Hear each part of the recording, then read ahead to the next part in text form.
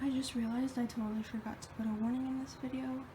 So here's your warning. If you're in a more sensitive state right now or easily triggerable, maybe don't watch this video. I'm not going to talk about anything explicit, but I will mention some more mature topics, I guess, such as like trauma and other things. So that's your warning. Because it's May, which is Mental Health Awareness Month, I thought I would do a video on why people can regress, like what are the different reasons, because a lot of it does have to do with mental health, because age regression is a coping mechanism and it's actually used for a lot of more extreme mental health things. I have Maxie with me too, so if you hear background stuff, that's why.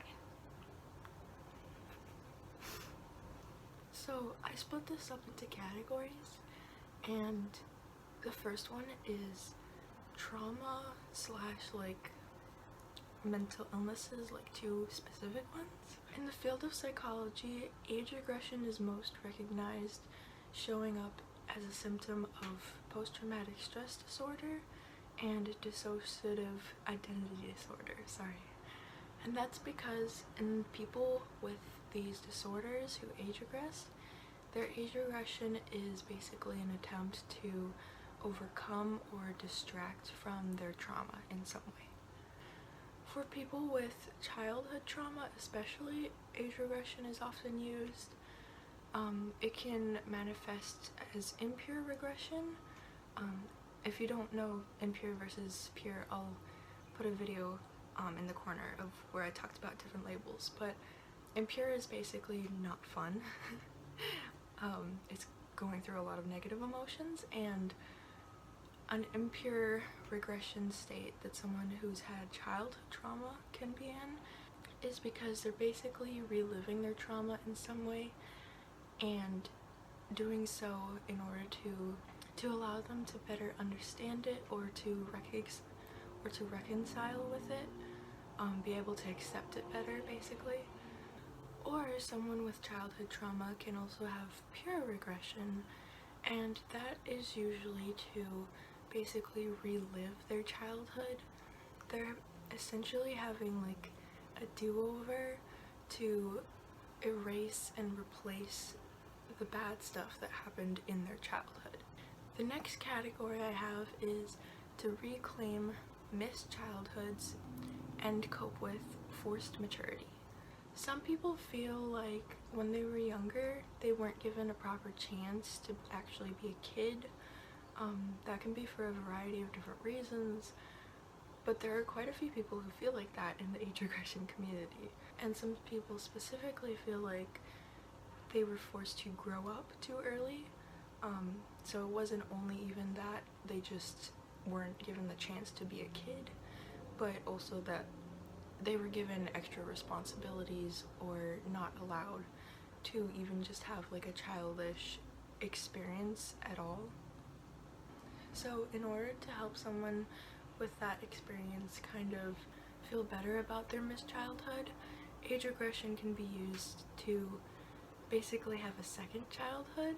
That doesn't mean that these people are regressing 24/7 and they are actually like a child like in a mental disorder kind of way, but it just means that they have periods where they can spend time just being a kid that they didn't get when they were actually a biological kid. The next category is coping with mental illnesses in general and physical illnesses too. The most common mental illnesses are, of course, clinical depression and anxiety disorders. But with that being said, any mental illness can be coped with age regression. And no matter what kind of mental illness it is, people will age regress to basically have a period of time where they let go of the issues that are caused by that condition.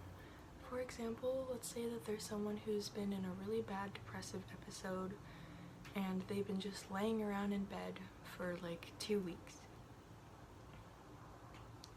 And then let's say on their phone they suddenly see something that makes them regress, and then all of a sudden really happy and bubbly, and they're having a good time. Maybe they're coloring, maybe they're watching cartoons on their phone, and they just feel a lot better in that moment.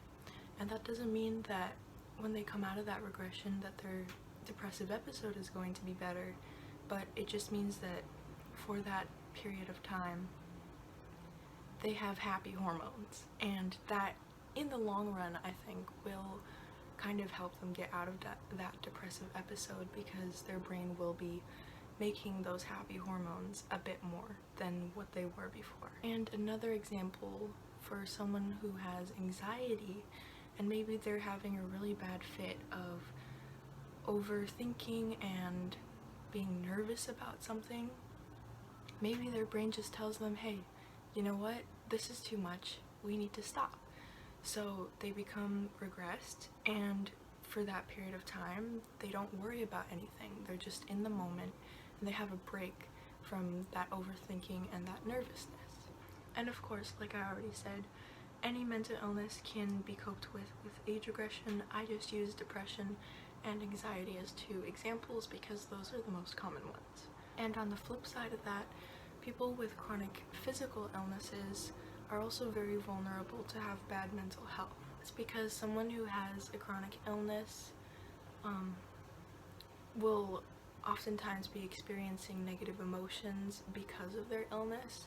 For example, having chronic pain has been proven to literally give people depression, like clinical depression, just because they're in pain all the time. And if you have a chronic illness, especially if you are in any way disabled, you might have feelings of being left out, being excluded socially, not being able to do things socially that other people are able to do, like go hang out with your friends. You might feel like you're lesser than others because you can't do things that they can do, and you might just generally feel like you're like a broken human. So for someone who, let's say, has chronic pain, has these feelings of, oh, well, I'm just in this condition and I can't do anything and I feel so helpless, the emotions that those feelings cause, whether they're physical or mental, derived from the physical, they can lead to poor mental health. And to combat that, some people use age regression to, again, have periods of time where they're not thinking about that. And especially for some people who, let's say, have gained weight because of their condition or have some other visible disability to them, age regression can also help in changing their self-perspective by seeing their flaws as just something that is a part of them. Whereas when they're not regressed, they might see them as, that is disgusting and that's part of what's holding me back. I hope that part made sense. It's a bit tricky, and everyone with physical chronic illness is different, but in general it causes a lot of stress and hardship in someone mentally, and age regression can help with that. And finally, age regression can help cope with general stress. You don't have to have a specific condition or trauma or anything, like a very specific reason out of like what I said, to still use age regression as a coping mechanism. A big reason as to why this is because everyone, literally like everyone, already has subtle age regression habits in them. A common example that psychologists tend to use is usually when you do oral fixation things like biting the end of your pen. That is a form of regression because it's taking you back to when you were a child and you felt safe when you were sucking your thumb. And of course, even if you don't have a specific condition, everyone struggles with mental health. If not consistently, which is most people, then at least at some point in their life they will struggle with mental health. And even beyond that, everyone feels stressed out sometimes. So sometimes you'll see people in the age regression community who say, yeah, I just regress for fun. And what that means is when they're having a bad time, or even if they're not, they use age regression as something to do that is enjoyable, that makes them feel good. And while there are some people in the age regression community who are very gatekeepy, who say that that is not valid for age regression, I strongly disagree, because if it makes them feel happy, if it makes them feel better in any way, then I think that should be celebrated. I also have one more way that age regression can be used. It's not specifically age regression so much as it is an age regressor having a caregiver. So some age regressors have caregivers, some want caregivers, and some don't want them. Any of those is perfectly valid, and I don't think that you need to have a caregiver or that you're any lesser if you want one but don't have one, etc. But in people who have trauma or negative feelings around their biological parents or adoptive parents, or really anyone who was like a parental figure in their life when they were younger, or even into their teenage years, having a caregiver when you're regressed can actually help to change your perspective. I'm not talking about changing your perspective towards the actual people who hurt you, but towards having someone who is a parental figure over you in general. Some people with a negative perspective around that want that to be fixed, and some people don't, and either way is valid, again. But for people who do want it to be changed and made into something positive, people who have experienced like parental neglect or abuse can then have a caregiver basically rewrite their perspective, because in an age regression caregiver relationship, the caregiver is taking care of you as a parental figure, but at the same time you have more power in the relationship than you would have in the original child-parent relationship that kind of messed things up for you. Because if you don't want something, if you feel uncomfortable with something, you have a right to say, hey, no, I don't want that. And a good caregiver will respect your boundaries and listen to you, which is something that a lot of parents unfortunately do not do. But so because you have this added power in the relationship, you're kind of able to get comfortable with having someone who is parental, who is taking care of you, while still feeling safe and secure in yourself, and knowing that they will not do anything that you do not want them to do.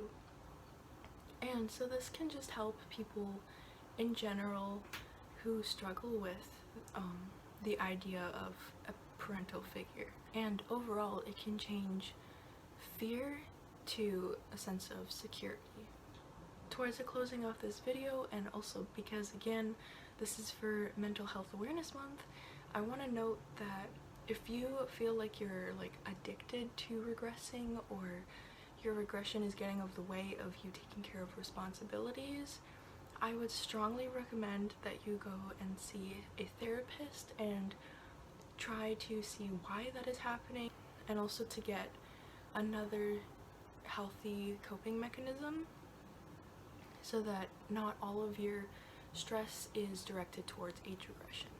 Strongly relying on age regression can be a red flag as to larger issues going on within you, and it would of course be best if you're having any mental health issues to see a therapist or some kind of counselor in general. But on the other hand, I know that not everyone can go see a therapist, especially teenagers who are still living with their parents and their parents don't support that. So if you cannot see a therapist, I would at least suggest that you try to find a second healthy coping mechanism, that that you can also do along with age regression, so that you can kind of move away from doing age regression all the time as your only coping mechanism, if that makes sense. And I hope that at least will help you in some way. And that is all that I have left to say for this video. I hope that this was informative and helpful. I'm not saying that these are the only reasons why someone may regress, but they are by far the main ones in my opinion, just from what I've seen from other people, because some people in the age regression community, they will put like in their highlights or in their bio even sometimes why they regress, and I also of course personally know why I do and why some of my age friends also do, and I don't know, it's just interesting and I thought I would just put this out there. So did you guys notice, if you follow me on Instagram you've probably already seen it, but I got this stuffy for my birthday as an early birthday present from my caregiver and my boyfriend. Same person, not two different people.